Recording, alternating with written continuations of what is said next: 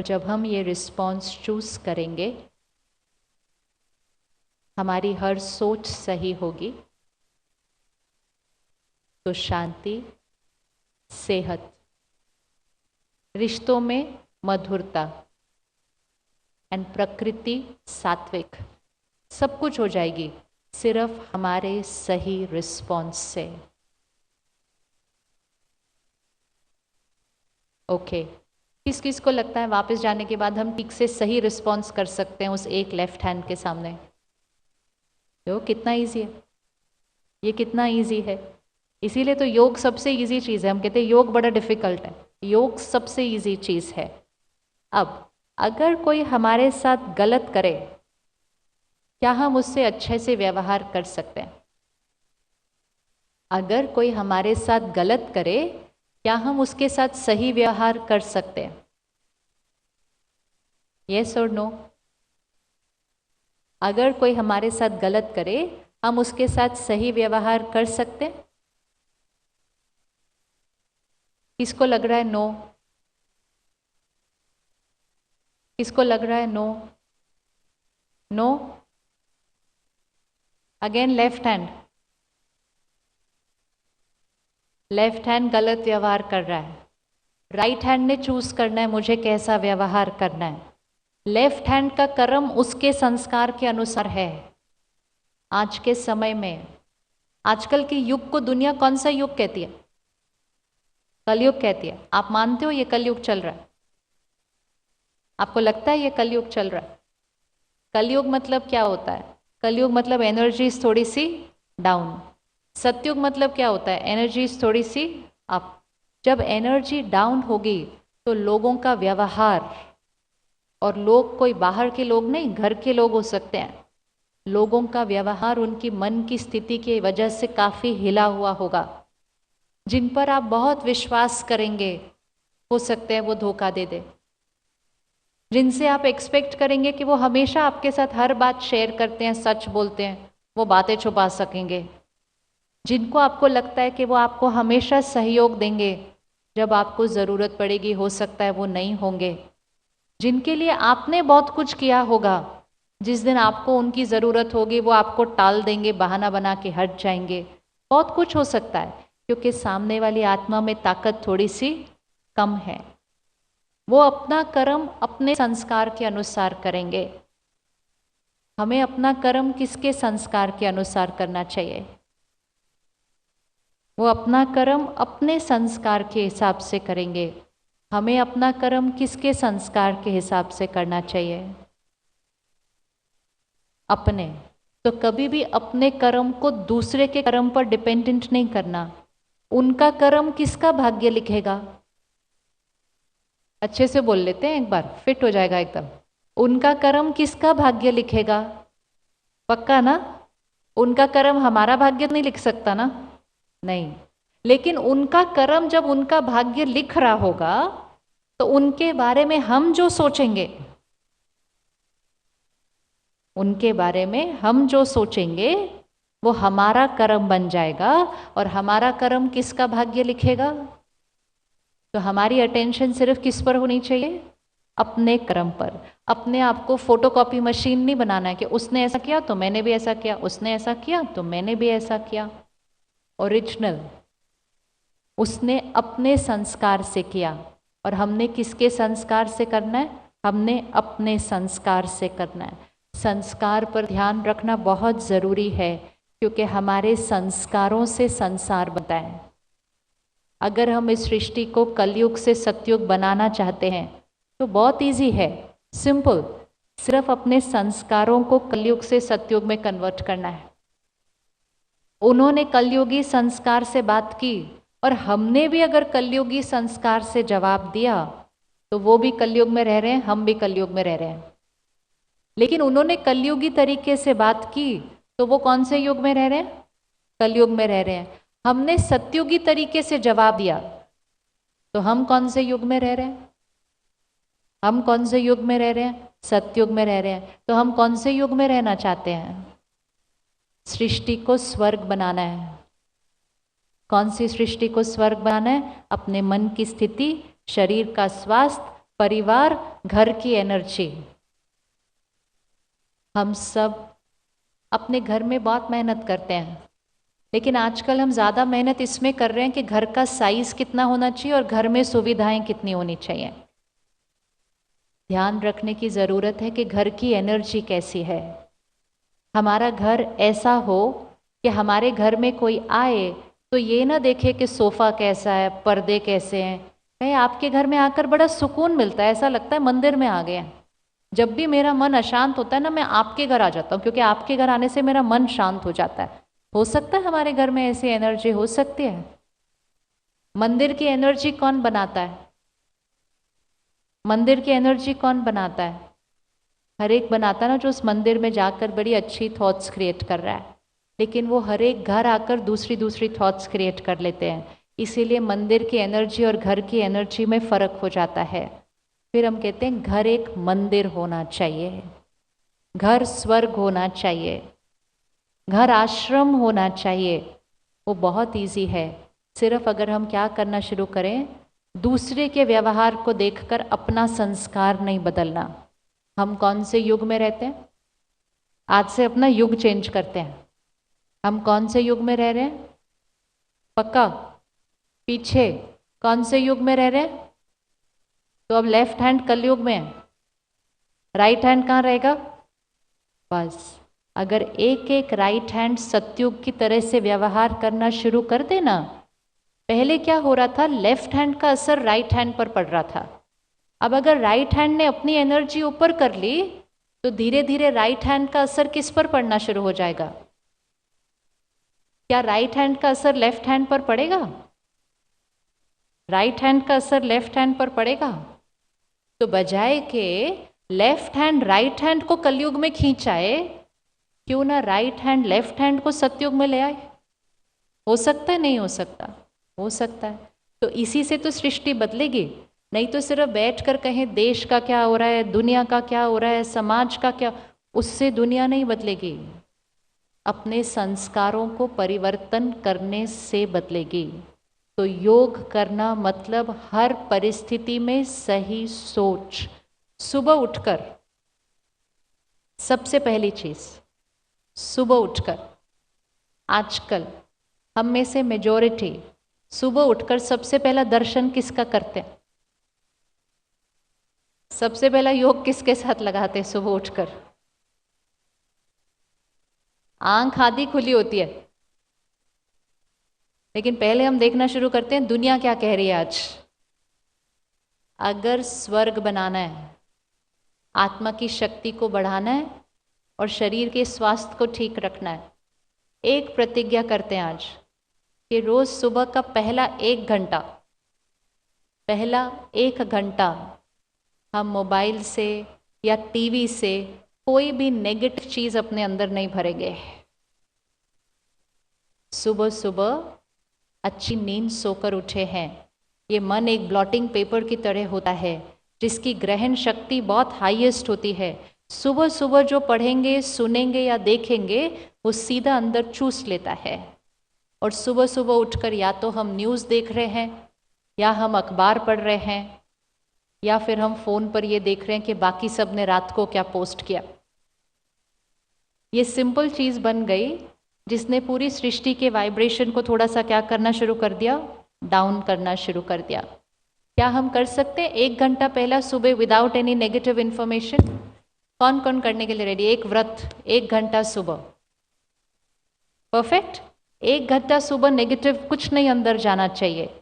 पहला 1 घंटा सुबह और रात का आखिरी घंटा सोने से पहले, क्योंकि रात को आखिरी घंटे में जो अंदर जाएगा वो सारी रात मन पर काम करेगा।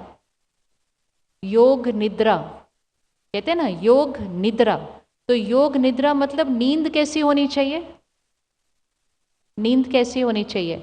योगी स्थिति में नींद होनी चाहिए। योगी स्थिति में नींद होने के लिए रात को सोने से पहले कुछ भी नेगेटिव अंदर नहीं भरना चाहिए। सोने से पहले भी ईमेल्स चेक कर रहे हैं, मैसेजेस चेक कर रहे हैं, दुनिया में क्या हो रहा है वो चेक कर रहे हैं, तो मन सोएगा जब, तो उसके अंदर कौन से थॉट्स चलेंगे फिर सारी रात? फिर अलग अलग तरह के अजीब अजीब तरह के सपने आते हैं, बहुत सारी बातें रात को परेशान करती हैं, क्योंकि हमने रात को सोने से पहले राइट इन्फॉर्मेशन अंदर नहीं डाली।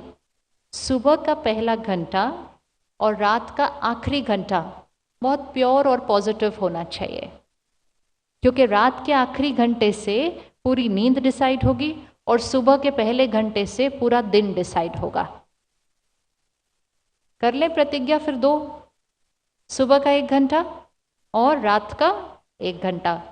सारा दिन में जैसे हम खाने पीने की परहेज करते हैं, वैसे सारा दिन में क्या सुन रहे हैं, पढ़ रहे हैं, देख रहे हैं, उसकी परहेज करें। बहुत ज़्यादा आदत पड़ गई ऐसे ऐसे ऐसे करने की, करते जाते हैं और कुछ ना कुछ अंदर जा रहा है। कोई मैसेज बनाता है, बाकी हम सब उसको फॉरवर्ड करके सारी दुनिया में फैला देते हैं। नेगेटिव मैसेज पढ़ना, सुनना, देखना या नेगेटिव मैसेज किसी को फॉरवर्ड करना,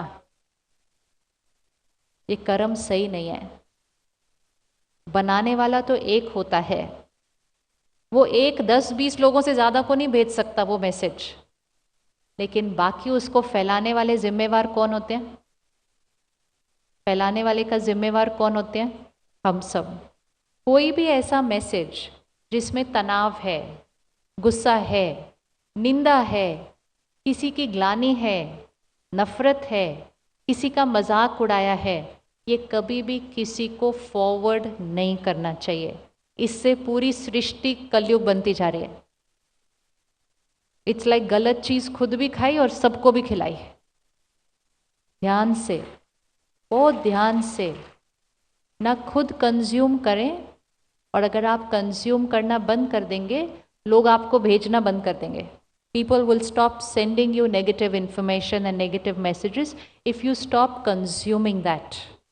अगर हमें इस देश से, सृष्टि से, काम विकार के होते हुए क्राइम्स को खत्म करना है, टेरर और वायलेंस को खत्म करना है, करप्शन को खत्म करना है, तो हमें ये सारे मैसेजेस, इसमें काम, क्रोध, लोभ, मोह, अहंकार, कोई भी एनर्जी इन 5 में से है, तो हमें ना सुनना है, ना पढ़ना है, ना देखना है, ना फॉरवर्ड करना है।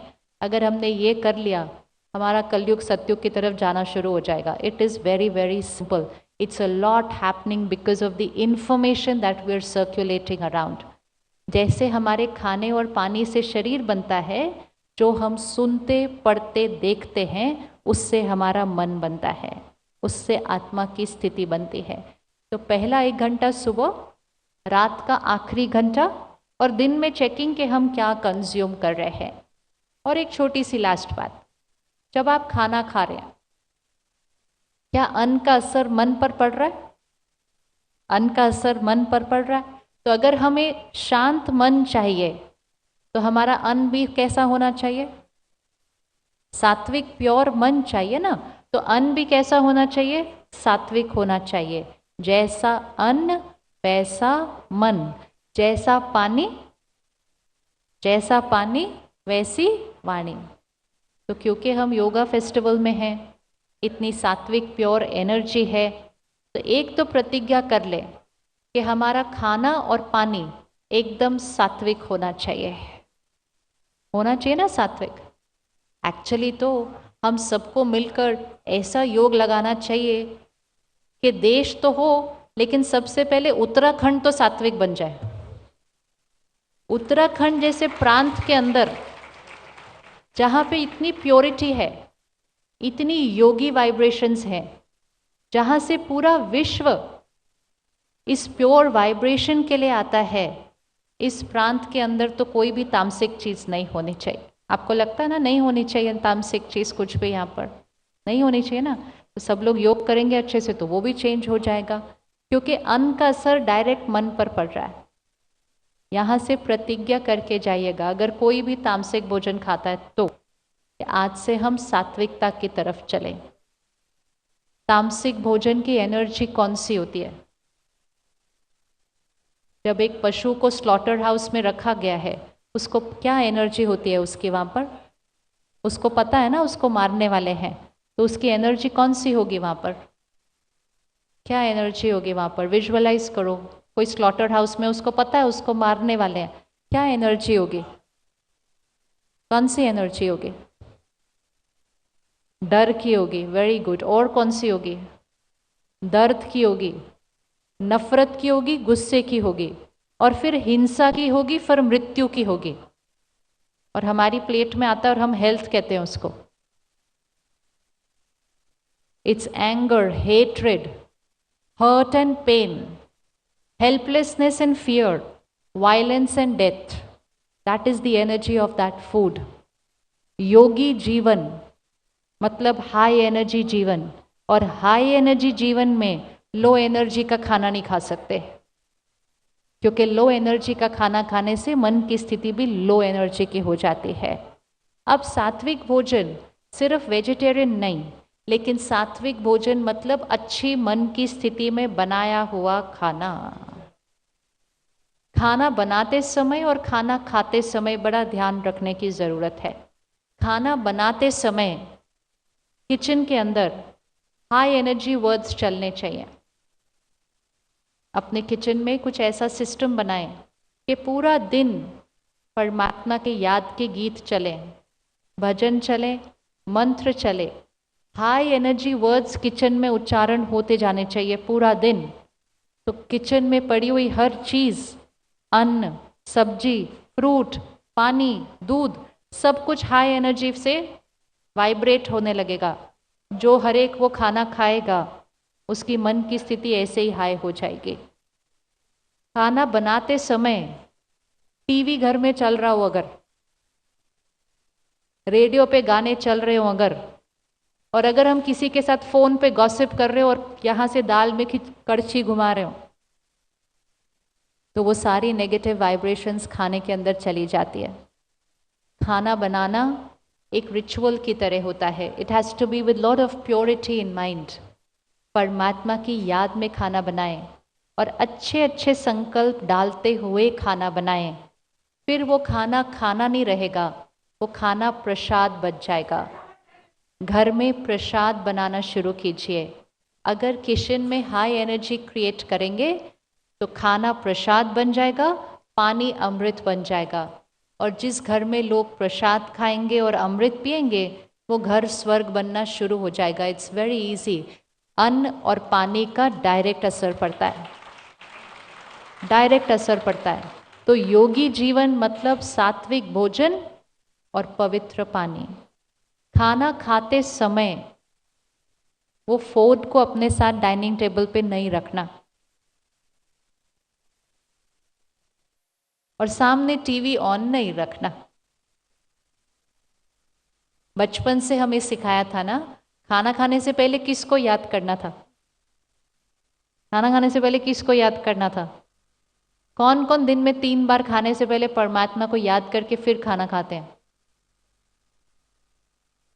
सत्युग बनाना है। जब हम खाना खाएं घर पे एक मर्यादा बना लीजिए कि खाना खाते समय घर में टीवी ना चले और किसी का भी फोन डाइनिंग टेबल पर न हो। अन्न का असर मन पर, मन का असर शरीर पर, और मन का असर सृष्टि पर। अगर टीवी देखते देखते, सीरियल देखते देखते, कोई मूवी देखते देखते हम खाना खा रहे हैं, तो जो कुछ उस स्क्रीन पर चल रहा है उस सब के वाइब्रेशंस हमारे खाने और पानी में चले जाते हैं। और फिर जो वाइब्रेशंस खाने और पानी में जाते हैं वो हमारे मन की स्थिति बन जाते हैं। 10 मिनट्स तो लगते हैं खाना खाने में, सिर्फ 10 मिनट्स लगते हैं खाना खाने में। कर सकते हैं no TV no phone while eating? No TV no phone while eating? Yes, पक्का? डन? इजी। बहुत छोटी छोटी चीज़ें कलयुग को सत्युग बनाने में, क्योंकि ये छोटी छोटी चीज़ों से हमारी सोच बदलती जाएगी, हमारे संकल्प बदलते जाएंगे। तो सुबह की मन की स्थिति, अन्न जो वाइब्रेशन का हम खाते हैं, योगी जीवन है। योगी आत्मा जो धन कमाएगी, जो पैसा कमाएगी, वो पैसा भी सात्विक होना चाहिए, क्योंकि जो पैसा घर में आएगा उससे पूरे घर की नर्चरिंग होती है। तो जो धन घर में, जो मनी घर में आ रही है वो दुआओं के साथ आनी चाहिए, बड़ी प्योर पैसा होना चाहिए। अगर पैसे में किसी का दर्द लगा होगा, अगर पैसे में किसी की असंतुष्टता लगी होगी, तो फिर उस धन से अन्न और अन्न से मन और मन से तन, भाग्य अफेक्ट हो जाएगा पूरे परिवार का। So be very careful the kind of money we earn, because money is the foundation which is used to nurture the entire family. तो दुआओं से पैसा कमाएं, सात्विक अन्न खाएं, पानी परमात्मा को याद करके पिएं, सुबह उठकर पहली चीज no phone, no TV, no negative information, और रात को सोने से पहले तो पूरा दिन योगी जीवन हो जाएगा। और जब योगी जीवन हो जाएगा तो जो संकल्प हम करेंगे वो श्रेष्ठ, प्योर, पावरफुल संकल्प होगा। और फिर मन, शरीर, रिश्ते, प्रकृति सब अफेक्ट हो जाएगा। इसके लिए एक योग अपने जीवन में इंटीग्रेट करना है, और वो है 5वां योग, कनेक्शन परमात्मा के साथ। इसको हम कहते हैं राजयोग, सर्वश्रेष्ठ परमात्मा के साथ कनेक्शन, द हाईएस्ट कनेक्शन। क्योंकि आत्मा एक बैटरी की तरह है, वो बैटरी आज थोड़ी सी डिस्चार्ज्ड है, उस बैटरी को चार्ज करना है तो उसको पावर हाउस के साथ कनेक्ट करना ही होता है। तो हर रोज़ जो परमात्मा के साथ सुबह सुबह कनेक्ट हो जाए और फिर सारा दिन कनेक्टेड रहे, तो वो सोल पावर क्या होती जाएगी, बढ़ती जाएगी। जब सोल पावर बढ़ती जाएगी बाकी सब कुछ चेंज हो जाएगा। तो योगी जीवन से हम हैप्पीनेस, हेल्थ, हार्मनी एंड इस सृष्टि पर हेवन ला सकते हैं। इतनी पावर है योग की शक्ति में। लेकिन योग कुछ मिनट का नहीं, योग कुछ घंटों का नहीं, योग एज अ लाइफस्टाइल। योगी जीवन, दो तरह के जीवन होते हैं, या तो योगी जीवन या भोगी जीवन। भोगी जीवन मतलब जो सफ़र कर रहा है, और योगी जीवन मतलब जो अति इंद्रिय सुख में है। हमें योगी जीवन जीना है, और उसके लिए बहुत इम्पोर्टेंट है कि परमात्मा के साथ कनेक्शन। सुबह सुबह पहला संकल्प परमात्मा के साथ अगर कनेक्ट हुआ, और सुबह सुबह दिन की शुरुआत ज्ञान से की, 1 घंटा ब्रह्मा कुमारीज में हम अपने लाइफस्टाइल में सिर्फ एक चेंज लाते हैं। और आज ब्रह्मा कुमारीज के सेंटर सारे विश्व में 140 देशों में हैं। 140 देशों में 9000 से ज़्यादा सेंटर हैं। सभी लोग घर में रहते हैं, काम करते हैं, परिवार संभालते हैं, 1 घंटे के लिए सेंटर पर आते हैं सिर्फ। और वो सुबह 1 घंटा सेंटर पर आकर दिन की शुरुआत परमात्मा से कनेक्शन और परमात्मा का ज्ञान अंदर भर के, जो सुबह सुबह अंदर भरा, तो सारे संकल्प उस अनुसार चलते हैं, और संकल्प से सृष्टि बनती है। तो जब संकल्प बदल जाते हैं हमारी सृष्टि बदल जाती है, क्योंकि हम सत्युगी संस्कार बनाना शुरू करते हैं, हमारा संसार सत्युग बन जाता है। ये योग की पावर है। तो हम सब योगी जीवन जीने वाले हैं। भोगी जीवन को आज खत्म करते हैं। दुनिया इंतज़ार कर रही है कि इस दुनिया को कौन बदलेगा। हम सबको मिलकर इस दुनिया को बदलना है। आप रेडी है सत्युग बनाने के लिए? आप रेडी सत्युग बनाने के लिए? वो सिर्फ इतने थोड़े से हाथ, हाँ, कुछ तो चेंज करके जाएंगे ना अच्छे से। जैसे आए थे वैसे गए तो फिर उत्सव क्या मनाया? उत्सव मतलब आए थे कुछ और जाएंगे कुछ और। चलिए 2 मिनट साइलेंस में बैठते हैं और अपनी चेकिंग, कौन सी सोच को बदलना है,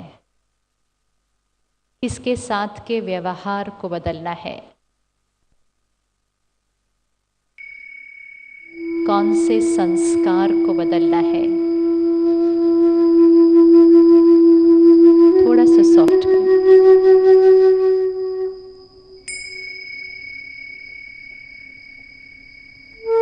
लाइफस्टाइल में क्या चेंज करना है।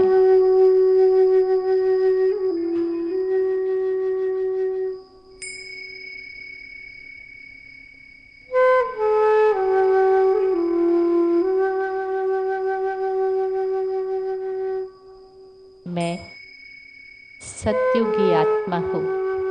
संकल्प करें अंदर ये, आई एम अ सत्युगी सोल। मैं सत्युगी आत्मा हूँ।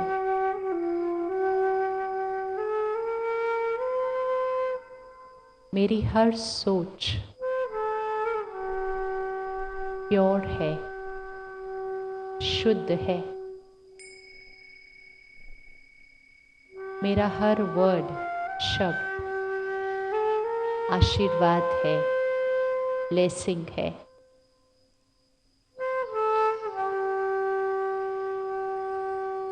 मेरा हर कर्म एक्यूरेट है।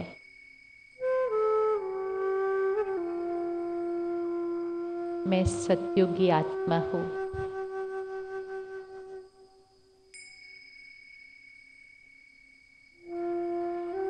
योगी आत्मा हूँ।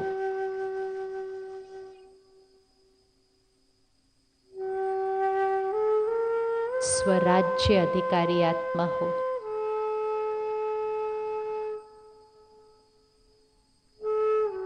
परिस्थिति चाहे कैसी भी हो,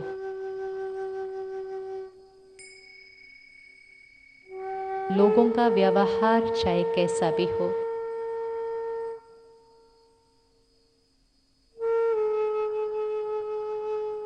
मेरा रिस्पॉन्स मेरी चॉइस है। मैं अपने संस्कार से रिस्पॉन्ड करती हूँ, सत्युगी संस्कार से।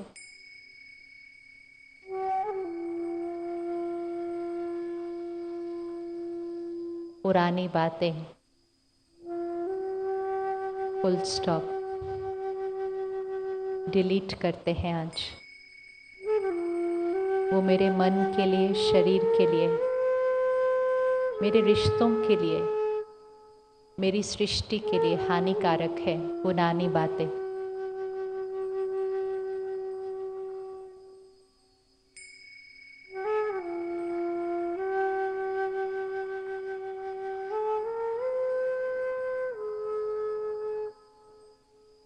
क्षमा करते हैं उनको और बात को आज फिनिश करते हैं, स्वाहा करते हैं उस बात को आज।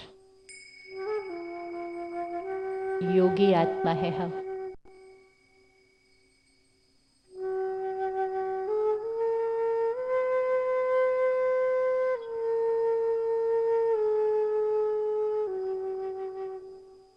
मेरे दिन की शुरुआत परमात्मा की याद से होती है, परमात्मा के साथ कनेक्शन और परमात्मा के ज्ञान का अध्ययन, study of spiritual knowledge and meditation, connection with God.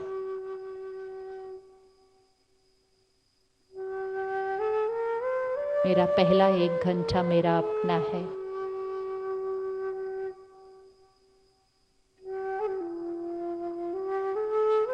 रात को सोने से पहले 1 घंटा मेरा अपना है।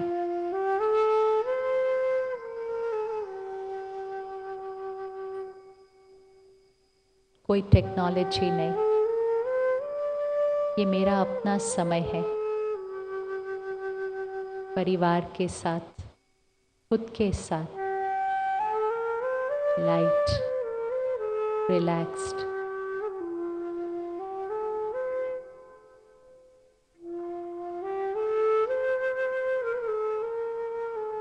धन दुआओं के साथ कमाते हैं, अन्न प्रसाद है, पानी अमृत है। मैं योगी आत्मा हूँ। मैं सत्युगी आत्मा हूँ।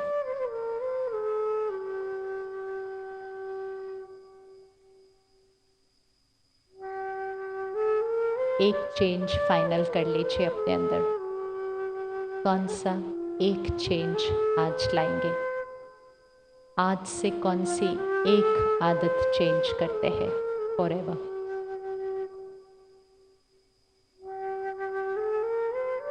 changed forever. एक आदत.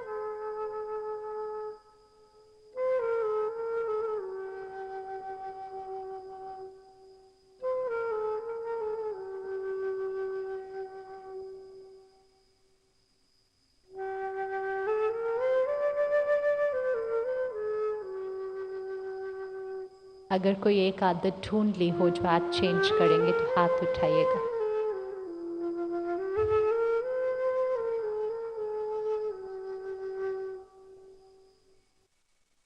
Thank you so much.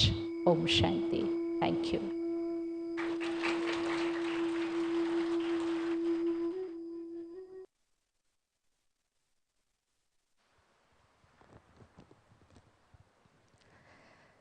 Ladies and gentlemen, देवियों और सजनों, I think most of us जितने भी लोग आज यहाँ पे बैठे हैं, उपस्थित हैं at International Yoga Festival, I'm sure after the preachings conducted by Sister B. K. Shivani ji, we are absolutely speechless as always.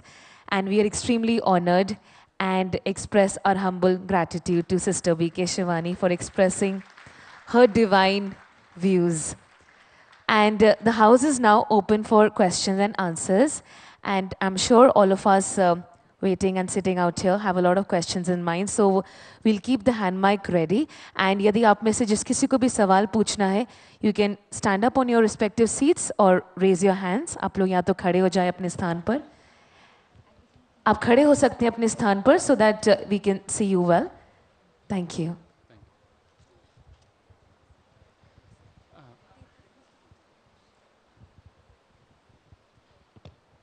Ma'am, आपने जो चॉइस की बात करी कि हम लोगों के पास चॉइस रहती है, जब भी फीलिंग्स इमोशंस जनरेट होते हैं उस मोमेंट पे वी गेट लॉस्ट. मतलब जो चॉइस होती है वो please put the mic closer to your mouth please.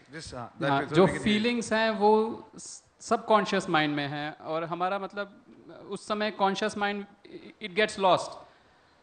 तो उस मोमेंट पे हम कंट्रोल या चॉइस कैसे लेके आएं? चॉइस का मीनिंग है कि पर्सनल रिस्पॉन्सिबिलिटी की जीवन जिए. अगर आज सारा दिन में आपको एक बार भी कोई चीज़ बुरी लगी या किसी बात पर गुस्सा आया, आप सिर्फ एक चीज़ नहीं कहिएगा. आप don't say it's because of them. Just say I created this because you created it, right? Once you stop blaming people, soul power will start increasing. But till we keep saying it's because of them, soul power will keep on reducing because we will allow ourselves to react like that to every situation.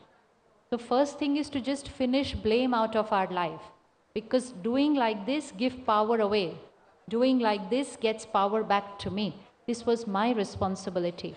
This is a practice we will do every single day. Okay, what I'm thinking now is my choice. Suppose आप किसी को देख रहे हैं और उसकी कोई कमज़ोरी दिखाई दे रही है और आप उसकी कमज़ोरी चिंतन करना शुरू कर देते हैं, ये ऐसे हैं, ये ऐसे हैं, ये ऐसे हैं. 2-4 थॉट्स क्रिएट करने के बाद भी अगर आप रुक कर अपने आप को कहें इट्स माई चॉइस, एंड फिर आपको एक अच्छी सी थॉट क्रिएट कर लें, you will start exercising your thought. It is a muscle which we haven't exercise since very long, so we will have to gently start lifting it up. And दूसरा, जब आप negative content consume करना बंद कर देंगे and pure content consume करना शुरू कर देंगे, तो प्योर चीज़ें आपकी सबकॉन्शियस में स्टोर होने लग जाएंगी. तो फिर ऑटोमेटिकली प्योर फीलिंग्स ही क्रिएट होंगी जब कोई सिचुएशन आएगी. It's all about what you are storing into your subconscious also. Right, thank you ma'am. Thank you. Next question, please. प्रणाम गुरुजी. इस गुरु मंत्र के लिए हम सभी आभारी हैं जो आपने आज दिया है हमें. आई एम श्योर जब हम इसको यूज़ करेंगे लाइफ में बहुत बदलाव आएगा. मेरा क्वेश्चन बहुत सिंपल है. आपने बताया कि मन की शांति और इवेंचुअली देश की शांति और ब्रह्मांड की शांति कैसे प्राप्त कर सकते हैं.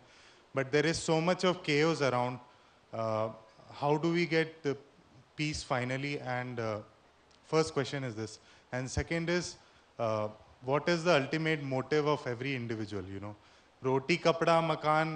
You know, के अलावा what is the ultimate motive? देश में जो हो रहा है या विश्व में जो हो रहा है, अगर हमें उसको चेंज करना है तो सबसे पहले हमें उसकी जिम्मेवारी लेनी पड़ेगी। जब देश में वायलेंस क्रिएट होता है, इट इज़ नॉट ओनली वो लोग जो उसको कुछ कर रहे हैं ऐसा वो जिम्मेवार हैं। जब हम सब गुस्सा क्रिएट करते हैं, हम देश के अंदर गुस्से की एनर्जी क्रिएट कर रहे हैं, और वो गुस्से की एनर्जी हवा में होती है। Like for example, I am coming from Delhi city. इस समय दिल्ली शहर की हवा दूषित है। हवा दूषित करने की जिम्मेवारी किस पर है? किस किसने दूषित की हवा? उस शहर की हवा को किस किसने दूषित किया? हम सब ने किया ना। लेकिन बीमार सब नहीं होते। दूषित सब करते हैं, बीमार सब नहीं होते। बीमार कुछ लोग होते हैं, लेकिन जब वो कुछ लोग बीमार होते हैं, उनकी बीमारी के जिम्मेवार कौन कौन होते हैं? सब लोग होते हैं। इसी तरह मन के रूप से जो ऐसे कर्म कर रहे हैं वो बीमार हैं, बीमार हैं। लेकिन वो बीमार सिर्फ अपनी वजह से नहीं है, वो बीमार इस वजह से भी हैं क्योंकि हम सब ने हवा को दूषित किया है। अगर हम सब हवा को साफ कर दें तो बीमार होने वालों की संख्या बड़ी घट जाएगी, और अच्छी हवा में रहकर तो जो बीमार होता है वो भी ठीक हो जाता है, क्योंकि हवा ही बदल गई ना वहाँ की। फिर तो हमें हवा को बदलना है, बीमारी अपने आप खत्म हो जाएगी।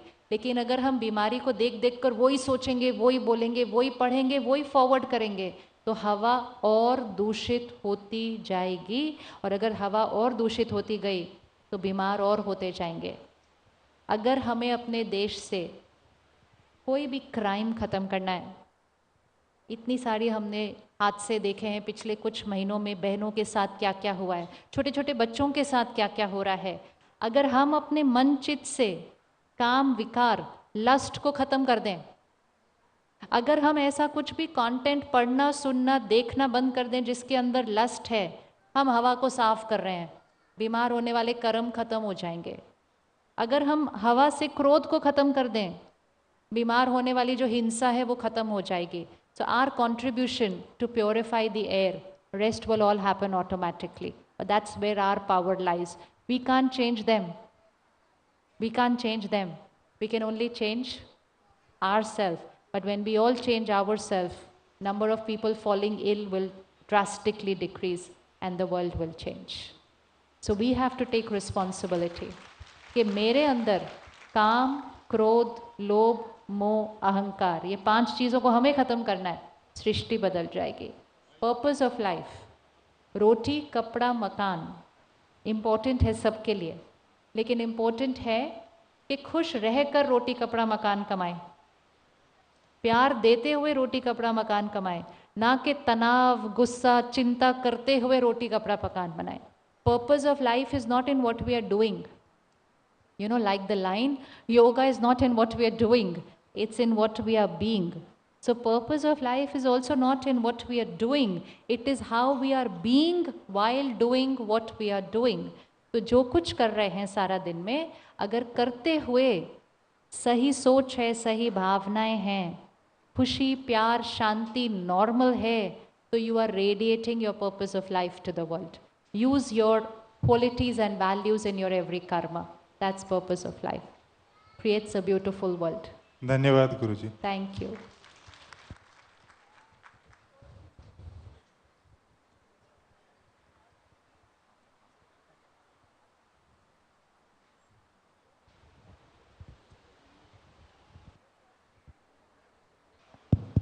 Hello, ma'am.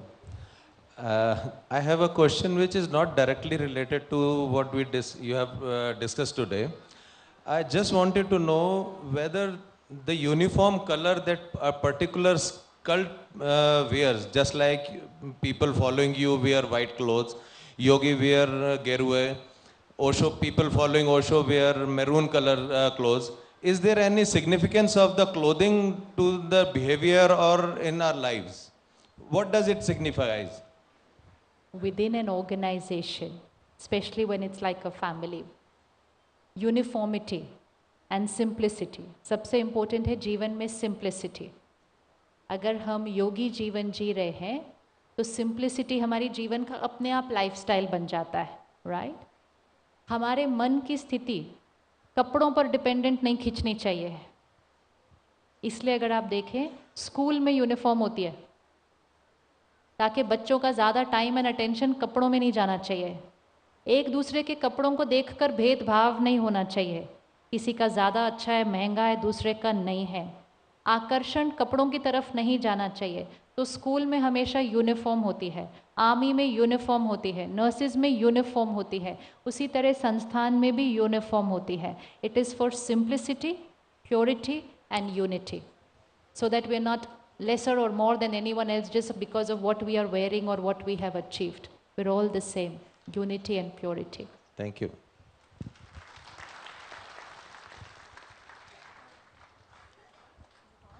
मैं कोई पहले मेहमानों को पूछने दो, आप तो अपने Thank you. Hello, namaste ma'am. My question is slightly related to the previous question, that especially for young generation, is it possible to integrate science, religion and spirituality, or if it's not, like what's the difference between three, or what's the relationship, how we can understand them simultaneously together? Religion मतलब क्या है? Religion मतलब धर्म, धर्म, and धर्म का meaning क्या है? ड्यूटी। आत्मा का धर्म क्या है? आत्मा का धर्म है शांति, प्यार, खुशी, unity, purity. This is the religion of every soul, this is the religion of every soul. इसीलिए हर एक को क्या अच्छा लगता है? शांति अच्छी लगती है, प्यार अच्छा लगता है। कितना भी टेंशन में रहें लेकिन अच्छा क्या लग रहा है? शांति अच्छी लग रही है, क्योंकि वो हर आत्मा का धर्म है। इस सृष्टि के ऊपर हर एक धर्म स्थापक जो आए उन सब ने क्या ज्ञान दिया? शांति, प्यार, यूनिटी, परमात्मा एक, हम एक परिवार। हर एक ने यही ज्ञान दिया था जी। किसी ने कुछ डिफरेंट दिया? नहीं। ज्ञान एक था, टीचिंग एक थी, शिक्षा एक थी, शिक्षक अलग अलग थे। हम सब अगर शिक्षा से जुड़ते आज हम यूनाइटेड होते। हम शिक्षा से जुड़ने की बजाय शिक्षक से जुड़ गए, तो हमने कहा मैं अलग आप अलग। अब इतने अलग अलग होने लग गए कि धर्म के नाम पर जुड़ने की बजाय आज हम धर्म के नाम पर ही। Can religion ever ever ever ever be the reason of somebody being at war with the other person? Can it be religion? Religion is meant to unite everybody. लेकिन हम शिक्षा से नहीं जुड़े। अगर हम उनकी शिक्षा से जुड़ते आज सृष्टि स्वर्ग होती। हम शिक्षक से जुड़ के एक दूसरे से क्या होने लग गए? अलग अलग अलग, बहुत अलग अलग अलग अलग दूर होने लग गए। तो धर्म एक है, एक है। हर एक ने उसको बताया अलग अलग तरीके से है, क्योंकि हर एक का बताने का तरीका तो थोड़ा थोड़ा अलग ही होगा ना, लेकिन बात सबकी एक थी। स्पिरिचुअलिटी क्या करती है? स्पिरिचुअलिटी सिर्फ हमें हमारा रिलीजन समझाती है। Spirituality means a spiritual personality. Spiritual personality means वो पर्सनालिटी जो स्पिरिट की हर क्वालिटी को यूज़ कर रही है, मतलब आत्मा की quality of purity, peace, love. तो जिस क्षण हम शांत हैं, प्यार से बात कर रहे हैं, दूसरे को सम्मान दे रहे हैं, उस क्षण हम स्पिरिचुअल पर्सनालिटी हैं। और जिस क्षण हम गुस्सा हैं, चिंता है, तनाव है, हम अस्पिरिचुअल हो जाते हैं। तो जिस क्षण हम स्पिरिचुअल हैं, हम आत्मा के धर्म को जी रहे हैं। सो religion and spirituality completely connected with each other. Science is of the outer world. विज्ञान हमें क्या सिखा रहा है? बाहर की दुनिया के बारे में।